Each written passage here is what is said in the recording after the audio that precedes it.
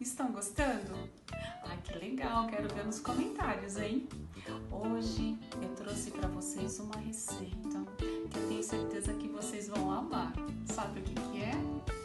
Uma gelatina.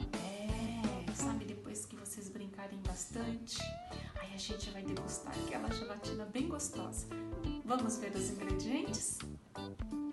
Nós vamos precisar de uma caixinha de gelatina em pó, um copo de água fervente,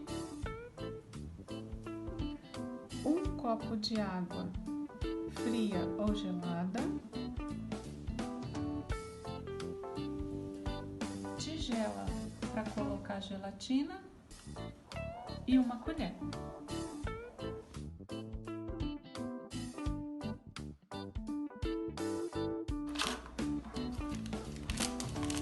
Nós abrimos aqui o pacotinho.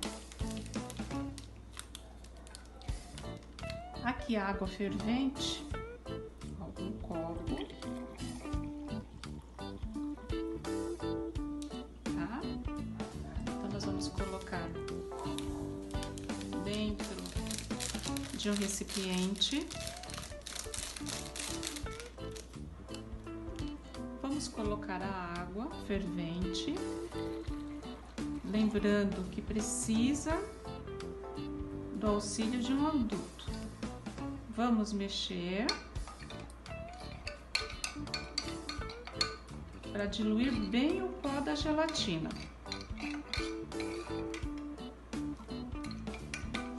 Vamos acrescentar agora a água fria ou água gelada, um copo.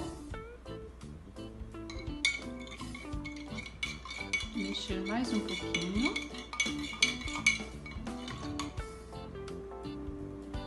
Agora nós vamos colocar na nossa tigelinha. Olha que bacana.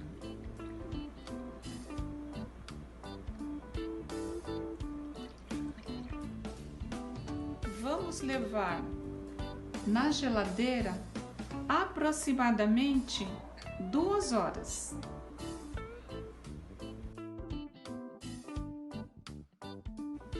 Já se passaram as 2 horas e olha, a nossa gelatina já está pronta, durinha, uma delícia.